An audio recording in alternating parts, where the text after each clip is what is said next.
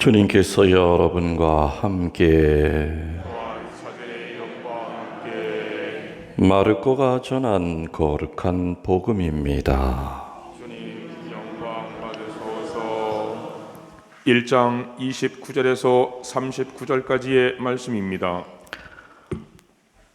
그 무렵 예수님께서는 회당에서 나와 야고보와 요한과 함께 곧바로 시몬과 안드레아의 집으로 갔다. 그때 시몬의 장모가 열병으로 누워 있어서 사람들이 곧바로 예수님께 그 부인의 사정을 이야기하였다. 예수님께서 그 부인에게 다가가시어 손을 잡아 일으키시니 열이 가셨다. 그러자 부인은 그들의 시중을 들었다. 저녁이 되고 해가 지자 사람들이 병든 이들과 마귀 들린 이들을 모두 예수님께 데려왔다. 온 거울 사람들이 문 앞에 모여들었다. 예수님께서는 갖가지 질병을 앓는 많은 사람을 고쳐주시고 많은 마귀를 쫓아내셨다. 그러면서 마귀들이 말하는 것을 허락하지 않으셨다. 그들이 당신을 알고 있었기 때문이다. 다음 날 새벽 아직 캄캄할 때 예수님께서는 일어나 외딴 곳으로 나가시어 그곳에서 기도하셨다. 시몬과 그 일행이 예수님을 찾아 나섰다가 그분을 만나자 모두 스승님을 찾고 있습니다 하고 말하였다. 예수님께서 그들에게 말씀하셨다. 다른 이웃 고을들을 찾아가자. 그곳에서 내가 복음을 선포해야 한다. 사실 나는 그 일을 하려고 떠나온 것이다. 그리고 나서 예수님께서는 온 갈릴레아를 다니시며 회당에서 복음을 선포하시고 마귀들을 쫓아내셨다. 주님의 말씀입니다. 모두 앉아주십시오. 찬미 예수님, 한 주일 동안 편안하셨습니까? 주님의 이름으로 평화를 빕니다. 특별히 말씀을 통해서 여러분에게 오시는 그 주님께서 여러분들 각자 치유의 은혜 내려주실 것을 믿습니다. 2000년 전이나 지금이나 사람들이 똑같이 바라는 게 있어요. 뭘까요? 굳이 2000년이라고 못 박을 필요는 없죠. 아무튼 3000년 전 사람이든 아무튼 옛날 사람이든 지금 사람이든지 간에 적어도 그 세 개만큼은 똑같이 바래요. 궁금하세요? 첫 번째, 듣고 보면은 아이고 신부님 별것도 아닌 거 가지고 엄청 심각하게 얘기하시네. 첫 번째, 병 걸리지 않고 사는 거 맞아요? 틀려요? 2000년 전 사람이나 지금 사람이나 똑같죠? 두 번째 바라는 소망은 또 뭐냐? 병 낫는 거 맞아요? 틀려요? 맞죠? 그리고 이제 마지막 세 번째 뭘 것 같아요? 떠오르는 거 없으세요? 오래 사는 거. 2000년 전 사람도 요 세 가지는 아주 소망이었고 지금 사람도 소망이에요. 근데 2000년이 흘렀는데 이 세 가지 중에서 뭐 해결된 거 있어요? 없어요? 2000년 지나서 2021년이 됐는데 병 걸리지 않는 거 지금도 병 걸려요? 안 걸려요? 걸리죠? 오히려 옛날보다 병의 종류가 더 많아졌어요. 그리고 병들도 더 발달이 돼요. 그러니까 해결된 거 1번은 해결 안 됐어요. 두 번째 뭐라고 그랬어요? 병 낫는 거. 요건 어떨까요? 훨씬 나아졌죠? 훨씬 나아졌어요. 옛날에는 왜 죽는지도 모르고 죽었잖아요. 그러니까 뭐 평균 수명이 뭐 40년 살면 아이고 꽤 오래 사시네. 그리고 동네에서 60 넘은 사람이 나오면 세상에 그 노인네 60을 살았대 하면서 환갑잔치 차려주지 않았습니까? 하여튼 2000년 전보다는 병을 이제는 많이 다스리죠.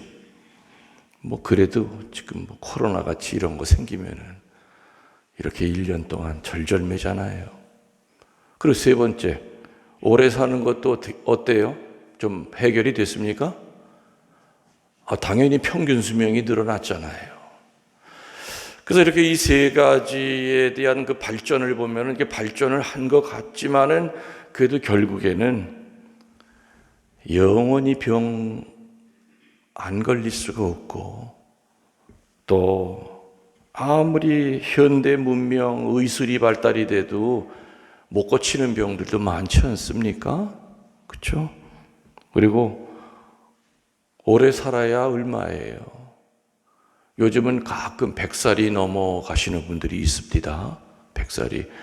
우리 고모님도 지금 103살이세요.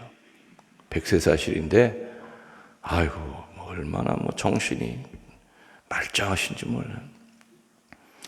그 유명한 철학 교수였던 김영석 교수도 올해 102살이지 않습니까? 지난번에 인터뷰하는 거 보니까 깜짝 놀랐어요. 사회에 대한 거, 종교에 대한 거, 기독교에 대한 거, 사회 전반에 대해서 그 100살 넘은 그 노철학자가 얼마나 정확하게 찝어내는지, 참 저분 큰 복 받은 분이다. 아무튼 뭐 어쩌다가 이렇게 뭐 100살 넘어가는 분이 있다 하더라도 이 세 가지는 정복이 될 수가 없는 겁니다. 이 세 가지 기본적인 욕구, 이 소망은 인간이 원하는 대로 완전히 채워질 수가 없죠. 그런데 2000년 전에 말이죠. 이 세 가지의 기본적인 소망을 예수님이라고 하는 사람이 나타나서 해결해 주었다 이겁니다. 그래서 33절에 보면 온 고을에서 사람들이 모여들었다. 여러분들 오늘 연중 이 비해의 연중 5주일 복음은요, 평일 복음, 연중 1주 수요일 복음이랑 똑같아요. 오늘 복음의 앞부분에는 베드로 장모의 치유 얘기가 나오죠. 그거 좀 자세히 알고 싶으면 유튜브 들어가셔서 평일복음 연중 1주 수요일 거를 다시 한번 읽어보시면 자세하게 나올 겁니다. 오늘은 베드로 장모 얘기는 제가 안 할 거예요. 똑같은 얘기 할 필요가 없죠. 아무튼 병을 낫게 하고 죽은 사람도 살리는 사람이 갑자기 나타났으니 보통 일이 아니죠. 그러니까 온 고을에서 사람들이 모여들었다. 그래서 32절에 보면은 병든 이들과 마귀 들린 이들을 예수님께 데리고 왔다. 지금도 말입니다. 누가 병 낫게 해준다면 그 사람한테 갈까요? 안 갈까요? 벌떼처럼 몰려가요. 그러니까 이 사이비들이 보면은 서로 짜고서는 이렇게 딱 사람 앉혀놓고 미리 짠 사람, 여기 저 뒤에서 셋째 줄 심장 안 좋지 심장. 어떻게 하세요? 다 짠 거예요. 저기 저 자매, 아이고 자궁에 암 있구만. 아이고 어떻게 하셨어요? 다 서로 짜고서는 그냥 박수 치고 울고불고 난리 나잖아요. 예. 아무튼 지금도 누가 병 고쳐준다고 하면은 천주교 신자든 개신교 신자든 뭐든 그냥 그 사람이 사입인지 뭔지 그 확인도 안 하고 그냥 달려가요. 그만큼 이 삶에 대한 그 애착, 누구나 그 입장이 되면은 나는 안 그래라고 자신 있게 얘기할 수 있는 사람은 없죠. 그만큼 이 생명에 대한 거. 그런데 예수님이 나타나서 이거를 한순간에 해결해 줬다 이겁니다. 기가 막힌 얘기죠. 병들지 않고 살다가 죽은 사람이 얼마나 되겠습니까? 병원 한 번 안 가보고 약 한 번 먹지 않고 살다가 죽은 사람이 과연 몇 명이나 되겠느냐 이겁니다. 나이가 먹을수록 노쇠해질수록 육신이 정신을 이깁니다. 몸이 아프면 마음도 아파져요. 무릎이 아파서 못 일어나면 마음도 자꾸만 꺾이려고 그래요. 그래서 예전에 나이 드신 분들이 일어날 때마다 아이고 하면서 그리고 일어나죠. 그럴 때마다 아이고 왜 이렇게 잘 못 일어나세요? 그러면 그 노인들이 뭐라 그러세요? 예, 너도 늙어봐라. 근데 이렇게 얘기해도 젊은 사람들은 이해를 못해요. 근데 우리들이 나이를 먹으니까 뭐 일어날 때마다 뭐 짚고 일어나야 되고 내가 어쩌다가 이렇게 됐지? 어저께 한 것도 또 까맣게 잃어버리고 내가 어쩌다가 이렇게 마음 같아서는 아직은 청춘 같은데 자꾸만 몸이 노쇠해 가면서 정신이 육신에게 자꾸 집니다. 오늘 복음의 세 가지 예수님이 보여주신 중요한 모습은 세 가지예요. 세 가지 키워드가 있는데 첫 번째는 치유, 구마를 포함한 치유 오늘 하셨고요. 그리고 예수님께서 외딴 곳으로 가셔서 밤새 기도하셨다고 그랬죠. 기도가 뭔지를 보여주셨고요. 세 번째로는 자, 우리 딴 동네도 가야 된다. 말씀을 전해야 된다. 복음 선교. 이 세 가지가 중요한 키워드인데 이 세 가지를 이 짧은 미사 중에 강론에 다 할 수가 없습니다. 그래서 오늘은 그 첫 번째 치유. 저는 무수히도 치유에 대한 이야기를 많이 했습니다. 물론 구마에 대한 이야기도 많이 들으셨을 겁니다. 또 제가 했던 많은 자료들이 남아 있을 겁니다. 다시 한번 우리가 정리하는 의미에서 또 한번 묵상하고자 합니다. 그리고 오늘 복음은 특별히 좀 다른 관점에서 이렇게 볼 겁니다. 어떤 관점이냐?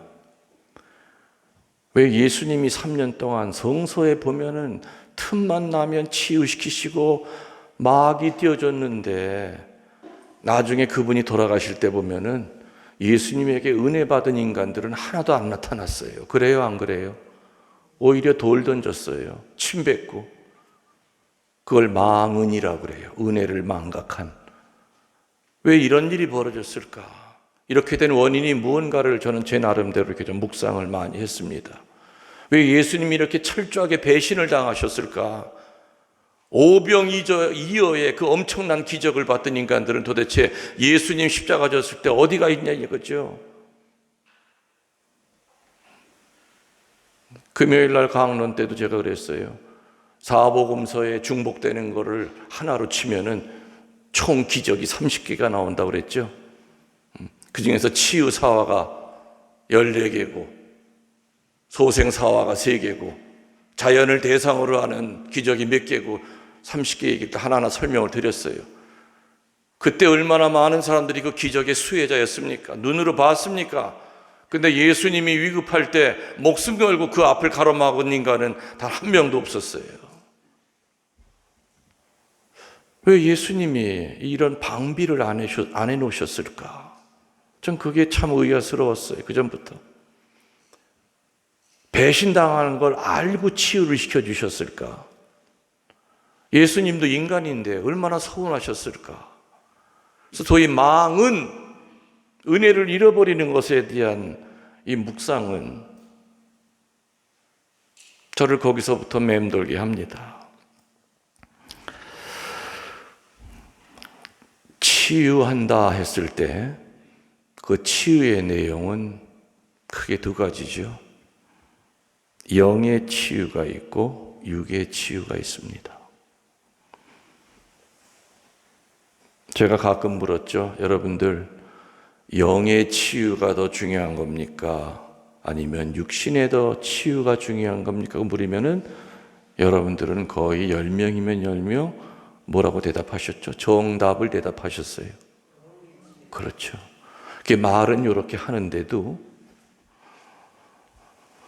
영의 치유를 청하는 사람보다는 일단 몸이 아프면 몸부터 낫게 해달라고 그래요.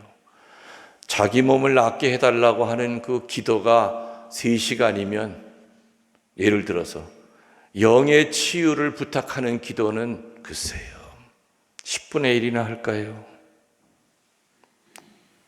현실적으로 몸이 아프니까.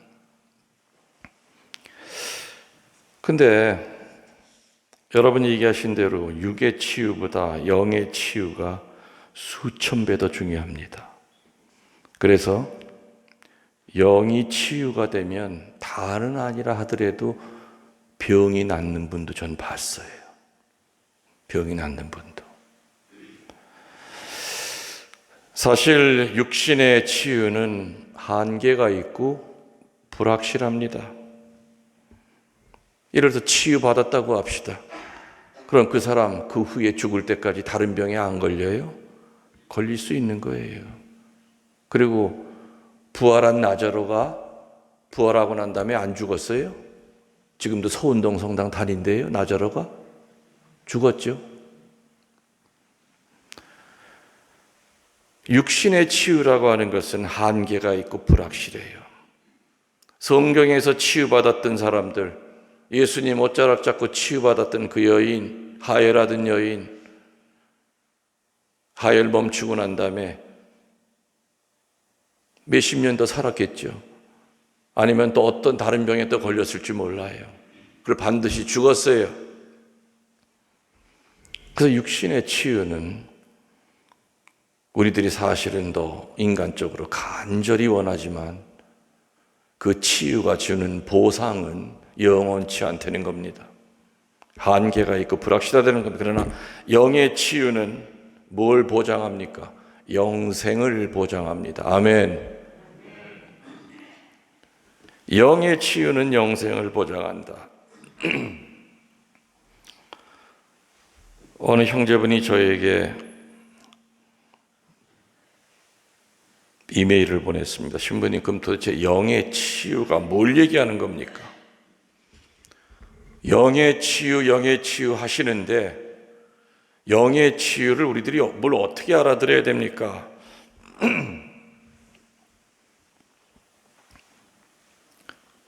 아주 쉽게 얘기하면 상처예요. 상처. 상처.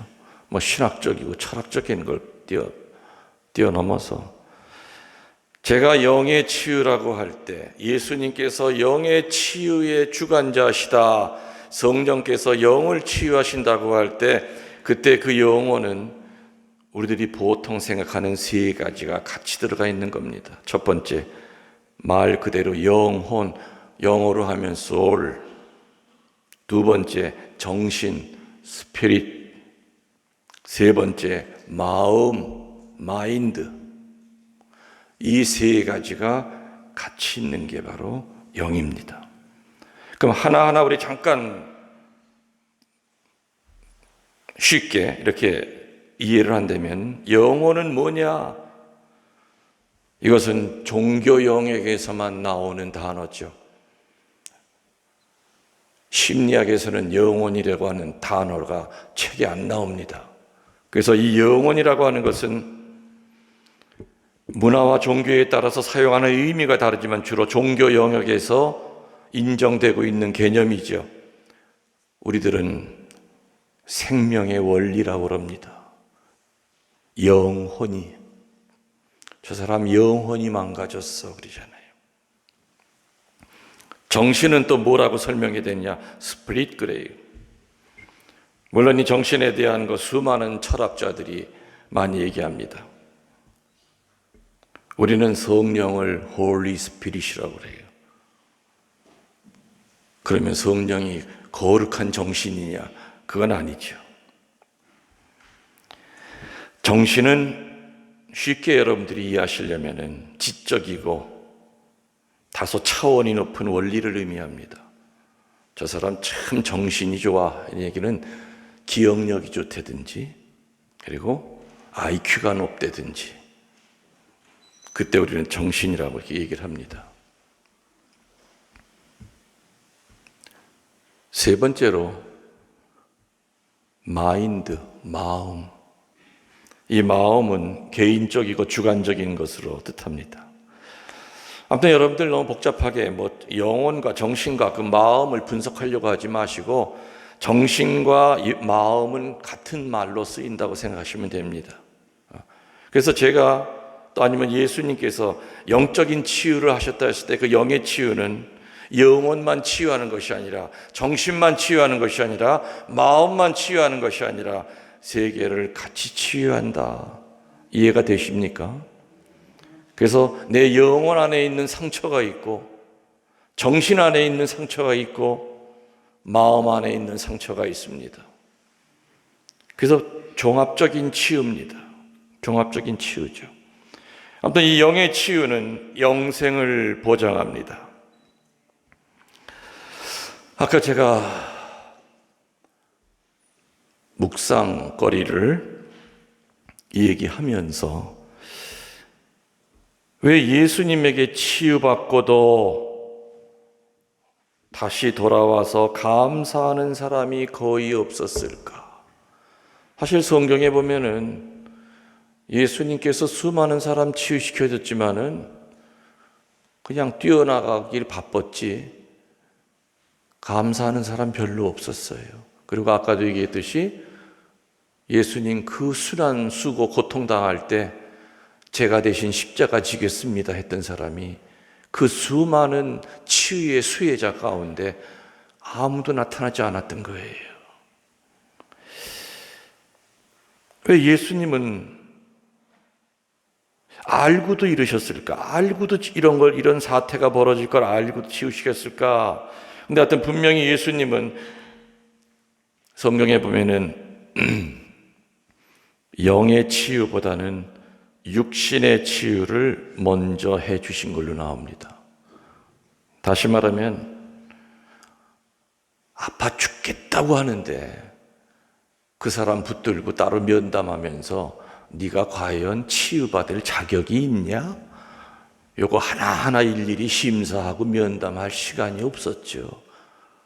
면담이 필요 없었던 겁니다. 지금 이 아픈 사람이 내가 메시아이건 내가 하느님인 거 몰라도 상관없어. 사랑은 내리사랑이에요.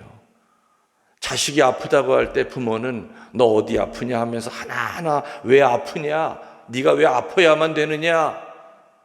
그거 따지지 않아요. 자식의 고통이 내 고통으로 느껴지거든요. 그래서 예수님은 아픈 사람 앞에다 놓고 하느님이 어떻고 천국이 어떻고 네가 믿음이 있느냐 없느냐 이거 따지지 않으시고 먼저 육신의 병을 치유시킨 겁니다. 그러다 보니까 그 사람들은 치유받고 난 다음에 누가 날 치유해 줬는지는 관심 없었어요. 아이고 이제 살 것 같으네. 아이고 이놈은 그냥 육신의 족쇄가 풀렸네. 아이고 신나버려 그냥 신나버려.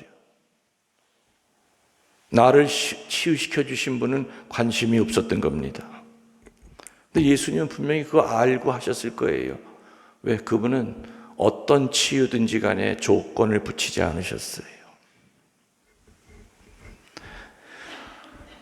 예수님은 영의 치유 없이 육신을 치유시키셨을 때 어떤 결과가 나온다는 것을 미리 아셨다는 겁니다. 자, 그러면 영의 치유의 그 출발은 뭐냐? 뭘 것 같아요? 말씀이에요. 영의 치유가 되는 것은 말씀으로 시작이 돼야 돼요. 다행히 예수님한테 치유받은 사람들 가운데서 예수님이 열심히 따라다니고 말씀 듣고 영이 치유된 다음 그 다음에 육이 치유된 자도 있을 겁니다. 그러나 좀 전에 얘기했듯이 예수님은 일단 아픈 사람, 그 사람의 믿음의 깊이를 확인해 본 적 없으십니다. 무조건 치유시켜 주시고 무조건 마귀 떼어내 주셨어요. 그리고 그것에 대한 어두운 결과가 훗날 당신에게 어떻게 온다는 거 아셨을 거라고 생각합니다. 예수님을 따라다니면서 치유받은 사람들은 대부분 영이 치유되지 않은 상태에서 육신의 치유부터 먼저 받았기에 받은 다음에 망언의 인간들이 되었던 겁니다. 그래서 예수님이 잡혀가실 때 십자가에서 고난당하실 때 같이 침뱉고 돌 던졌던 거죠. 예수님만큼 철저하게 배신당하고 망언을 겪으신 분이 있을까? 그래서 치유는 말이죠. 첫 번째, 말씀을 들으면서 치유되는 것이 제일 이상적이고 바람직합니다. 아까 제가 강론 시작하면서 오늘 주님께서 이 사제의 말씀을 통해서 여러분들 치유되기를 바랍니다 라고 이렇게 먼저 축복 기도했죠. 간단하게. 바로 그거예요. 그래서 사제들도 정말 큰 책임감을 느끼고 강론을 준비해야 되고, 또 강론을 할 때는 예수님이 내 입을 가지시고 2000년 전에 바로 그 예수님의 말씀을 듣고 영이 치유받았던 바로 그 모습으로 사제들은 책임감을 갖고 설교를 해야 됩니다. 말씀을 들으면서 치유되는 것이 제일 이상적이고 바람직하다. 거기에 치유성가 같은 것도 아주 중요해요. 그래서 저는 은총의 밤 때 얼마나 힘이 듭니까? 그래도 정말 정성을 다해서 온 힘을 다해서 치유성가를 불러드렸어요. 굳이 안수를 해야만 치유가 되는 것이 아니고 말씀을 들으면서 영의 치유가 이루어지고 치유성가를 들으면서 마음의 치유가 이루어지죠. 그리고 안수를 통하여 사제는 예수님을 대신하여 안수를 합니다. 근데 사실은 이 사제의 선보다 더 큰 은혜가 내려온 것은 바로 성체를 영할 때마다, 성체를 영할 때마다 예수님이 내 안에 들어오셔서 내 머리 꼭대기서부터 발가락까지 다 치유를 시킨단 말이에요. 우리는 성체를 영할 때마다 그런 마음으로 영해야 된다는 겁니다.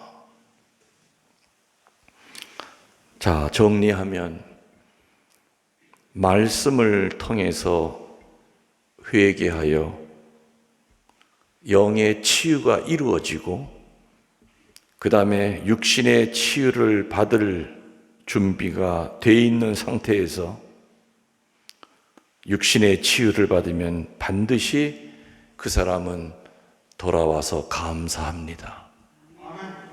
그런데 말씀 없이 회개라고 하는 과정을 거치지 않고 오로지 육신의 치유만을 청할 때, 아까도 얘기했지만 예수님은 아파 죽겠다고 하니 어떻게 우선 고쳐주고 봐야죠. 그렇게 해서 치유시켜 주실 수도 있겠지만 그러면 대부분 망언의 인간으로 살아갈 수밖에 없다는 겁니다. 그래서 우리들은 몸이 아프면 주님, 저 아파 죽겠어요, 제 몸 좀 낫게 해주세요 하기 전에 먼저 육신의 치유를 청하기 전에 먼저 뭘 청하라고요? 영의 치유를 먼저 청하셔야 됩니다. 그 영의 치유는 뭐부터 시작이 된다고요? 말씀을 들음으로써 시작이 됩니다. 시편 81장 10절에 너희들은 다만 입을 벌려라, 내가 채워주리라 그랬습니다. 적어도 여러분 쪽에서 해야 될 일은 입은 벌려야 됩니다. 입이 다물어져 있는 상태에서 어떻게 주님께서 채워주시겠습니까? 여러분들이 사제의 강론을 들을 때 여러분의 마음에 입을 열어야 됩니다. 귀를 닫아막고 입을 닫아막고 여러분의 모든 세포를 닫아걸 때는 예수님이 이 자리에 나타나서 말씀으로 여러분을 치유시켜 주려고 하여도 절대 치유가 되지 않을 겁니다.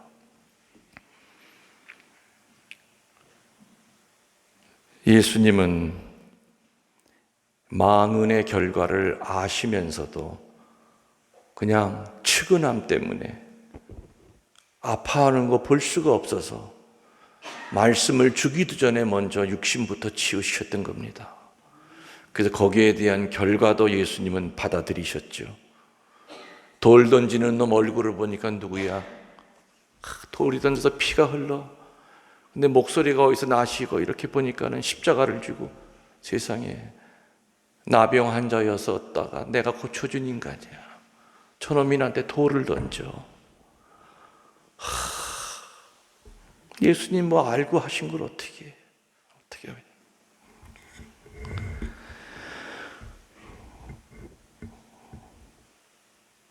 예수님은 우리들이 영의 치유가 이루어지기를 간절히 바라십니다. 그리고 육신의 치유도 일어나기를 간절히 바랍니다. 또 그걸로 그분의 우리들에 대한 계획이 끝나는 것이 아니라 마귀도 떨어져 나가기를 간절히 바라십니다. 열병으로 앓아 누워 있다가 치유받은 베드로 장모, 곧 즉시 일어나서 시중을 들었다. 치유받은 자의 첫 번째 모습은 봉사입니다. 치유받은 자의 첫 번째 모습은 기도하는 겁니다. 우리들은 알게 모르게 수도 없이 많은 치유를 받고 오늘 이 시간까지 살아가고 있다는 거 여러분들 아시죠? 왜 나는 치유가 안 될까? 세상에 예수님이 그 소리 들으면 얼마나 서운해 하실까? 2000년 전만 아니라 지금도 그런 인간들이 이렇게 많네. 어떻게 이렇게 은혜를 주어도 새까맣게 잃어버리고 다 지가 잘나서 이제까지 산 것처럼 착각을 하고 사는구나. 우리 절대로 망은의 인간이 되지 말고 주님 주신 작은 은혜라도 소중히 여기는 감사하는 인간이 됩시다. 아멘. 모두 일어나시어 우리들의 신앙을 고백하겠습니다.